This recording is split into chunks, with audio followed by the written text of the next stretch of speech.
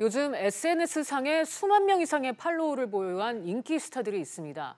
이들의 유명세는 특정 제품 매출도 증가시키고 있는데요. 소셜미디어를 통한 제품 광고 등이 늘고 있기 때문입니다. 그런데 공정위에서 이 광고성 행위에 대해 실태 조사에 나선다고 합니다. 왜 이런 일이 벌어졌을까요? 최진영 변호사 모시고 얘기 자세히 나눠보도록 하겠습니다. 변호사님 어서 오세요. 네, 안녕하십니까. 네. 요즘 이제 인플루언서 이런 말들 많이들 쓰시더라고요. 그래서 뭔가 찾아보니까 유튜브, 페이스북, 인스타그램과 같은 이제 소셜 네트워크 서비스에서 수만 명 이상의 팔로워를 보유해서 영향력을 행사하는 사람, 이것을 의미하는 이제 신조어였습니다. 이 사실상 연예인이나 공인은 아닌데도 대중들에게 끼치는 이제 영향력이 상당한 것 같은데 변호사님 이 배경은 어떻게 보세요? 혹시 앵커님 공대생 하면 뭐가 떠오릅니까? 공대생이요? 공과 대학생이 떠오르죠. 네. 그런데 지금 10대들 같은 경우에는 인터넷에 공대생 치면은 네. 공대생 변모모라는 사람이 뜹니다. 아, 예. 실제 지금 유튜브에 공대생이라 치면은 네. 정말 지금 현재 모 대학교의 유명 대학교의 공대생이면서 기기묘묘한 일을 먹방 같은 걸 하고 네. 있는데 저희 꼬맹이들도 네. TV보다는 그것을 굉장히 오래오래 소비하는 것을 보는데요. 한마디로 SNS, 이른바 소셜미디어 시대의 새로운 현상이다. 이렇게 볼 수 있을 것 같습니다. 네, 공대생이라 해서 불특정 다수가 아니라 그렇죠. 오히려 한 사람의 포털에 쓰면은 공대생 누구라고 딱 뜰 정도로 네. 그만큼 영향력이 큰 사람, 그렇군요. 인플루언스가 영향이고 ER이 영향을 주는 사람 아니겠습니까? 네. 이 플랫폼 전쟁에서 지금 살아남은 이 페이스북, 유튜브, 인스타그램, 트위터가 지금 현재 사용 인원을 보면은 페이스북이 20억, 유튜브가 18억, 네. 또 인스타그램이 10억, 트위터가 3억인데요. 합치면은 이게 한 50억이 넘습니다. 예. 올해 기준으로 해서 전 세계 인구가 76억이니까 거의 대부분의 어떤 성인들은 이와 같은 페이스북이나 SNS를 쓴다는 것인데 더불어서 10대나 20대 같은 경우에는 기존의 어떤 TV나 이런 미디어보다는 오히려 본인들이 원하는 적극적인 어떤 미디어를 이용을 하다 보니까 이 부분에 있어서 어떻게 보면 인플루언서들의 역할이 굉장히 크고 최근에는 이런 인플루언서를 이용을 해서 본인의 상품을 많이 팔려고 하는 상황 속에서 이와 같은 인플루언서의 사회적 영향력이 점점 커지는 것 같습니다. 네, 저도 방송을 하긴 합니다만 정말 미디어 환경이 많이 변했다는 걸 또 다시 한번 깨닫게 되는데 이런 이제 인플루언서들이 사용하는 특정 제품들, 그러니까 일종의 광고 형식이 만들어지고 있다고요?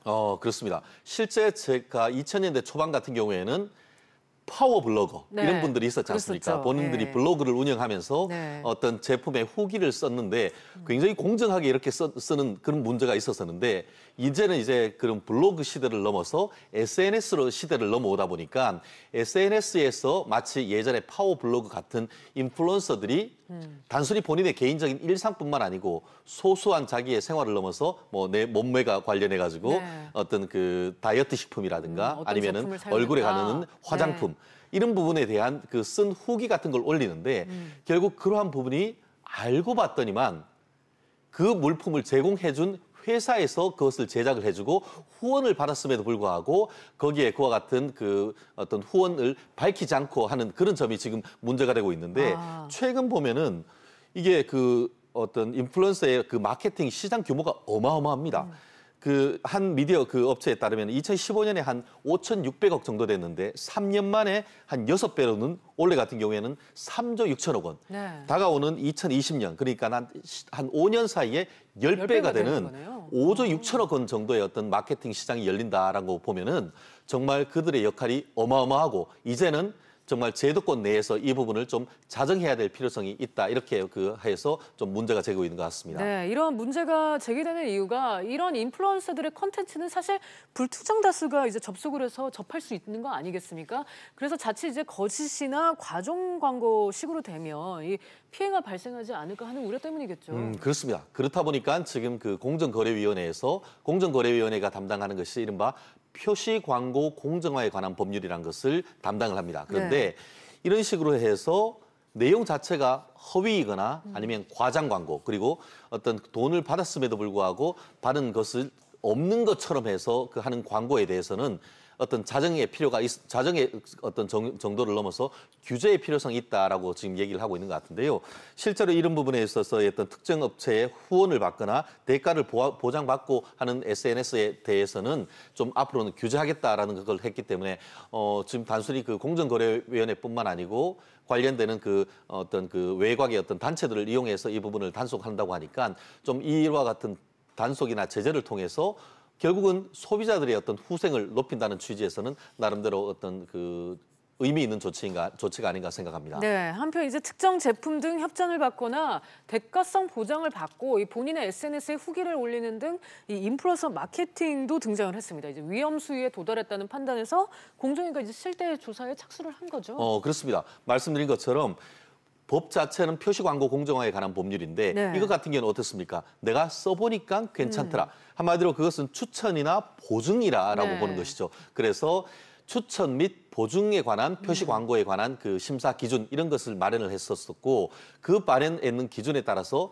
좀 전에 말씀드린 것처럼 2000년대 초중반 같은 경우에는 파워 블로거를 대상으로 이 부분에 대해서 규제를 했다라고 한다고 하면은 2016년 2년 전부터는 이 기준을 SNS에도 그대로 적용을 해서 마치 본인이 그 상품을 임의로 써보니까 좋다라고 하지만 사실상 배후에는 그와 같은 제품의 어떤 제조 판매사가 있는 이런 부분에 있어 가지고는 출처를 제대로 밝히도록 하고 그것에 대해서 광고에 따르는 어떤 그런 것을 확실히 밝히도록 하는 그런 것이 있는데 아시다시피 요즘은 그 정보는 인포메이션, 또 커머셜은 이게 그 광고인데 네. 요즘 광고와 이 정보가 섞여 있는 네. 인포머셜 뭐 이런 부분이 있다 보니까 결국 그 한계가 불명확하긴 하지만 어쨌든 간에 기만적인 광고에 대해서는 계속 규제를 해서 소비자들이 거기에 현혹되지 않도록 하는 정부의 노력 반드시 필요한 것이 아닌가 생각합니다. 네, 그렇겠네요. 이 특정 제품을 홍보한다. 그러니까 이제 일종의 광고를 하려면은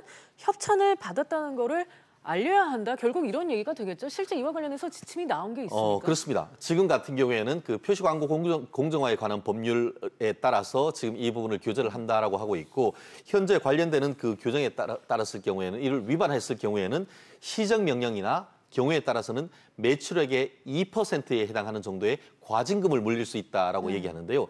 예를 들어서 뭐 한 100억 정도의 매출이 난다고 하면 경우에 따라서 한 2억 원 정도까지 그 어떤 과징금을 물릴 수 있기 때문에 앞으로는 이런 부분에 어떤 인플루언서를 이용한 마케팅에 대해서 이 그 제조 판매 업체에 대해서도 조금 더 인식을 가져야 되는 것이 아닌가 싶은데요. 실제로 홈페이지에 가면 어떻습니까? 그 뉴스면은 뉴스라고 돼 있지만 네. 광고 같은 경우에는 거기에 광고가 영어로 advertise라서 영어로 AD라고 돼 있는 그런 식으로 해서 명확하게 표현을 해줘야 그렇죠. 되는데 그럼에도 불구하고 이건 SNS에서는 그런 거 마치 본인의 개인 체험인 것처럼 하는 그런 부분에 대해서는 어떤 정당한 어떤 보면은 페어 마켓 공정한 경쟁을 하기 위해서도 그런 부분은 깨끗하게 맑게 어떤 그 규제를 할 필요가 충분히 있어 보입니다. 네, 그렇겠네요. 그럼 자 이번 실태 조사를 통해서도 과징금을 부과하다는 게 지금 공정위의 입장인가요? 그렇습니다. 말씀드렸듯이 대신에 과징금은 제조 판매 한마디로 광고주에게 부과를 하는 것이지 그 인플루언서 그걸 이용하는 직접 올리는 사람한테까지 과징금을 부과하는 것은 아니다라고 일단 네. 밝히고는 있습니다. 기본적으로 어떻게 보면은 그 표현의 자유라든가 그런 영역이 있기 때문에 그런 부분에까지 어떤 그 공권력이 미치기는 쉽지는 않습니다. 하지만 그럼에도 불구하고 본인이 계속 그와 같은 어떤 후원을 받음에도 불구하고 그런 것을 숨길 경우에는 장기적으로 봤을 때 본인의 어떤 그 포스팅의 신뢰성 이런 부분을 갉아먹을 수 있기 때문에 글을 올리는 분도 어떻게 보면 명확하게 이 부분은 어떤 그 후원을 받아서 작성했다 이런 부분을 밝혀주는 것이 본인이 어떤 인플루언서로서의 영향력을 더 확대시키는데도 오히려 신뢰성을 높이는 계기가 되지 않을까 생각합니다. 네.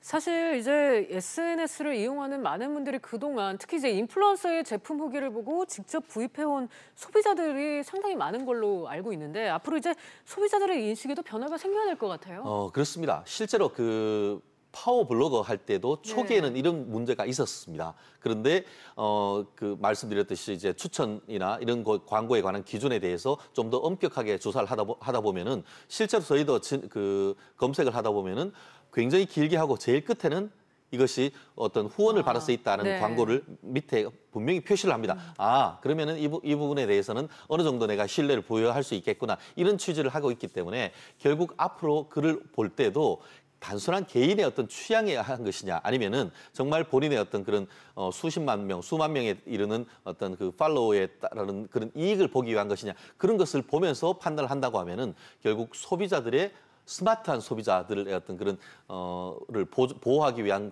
취지에서라도 이런 규제는 필요하고 앞으로 어떤 소비자들도 그런 부분을 정보인지 광고인지 가릴 수 있는 어떤 지혜도 좀 더 필요한 것이 아닌가 생각합니다. 그럴 것 같습니다. 오늘은 최진현 변호사와 함께 이 SNS상에서 이 인플루언서들이 보이는 광고성 행위와 관련해서 자세히 얘기 나눠봤습니다.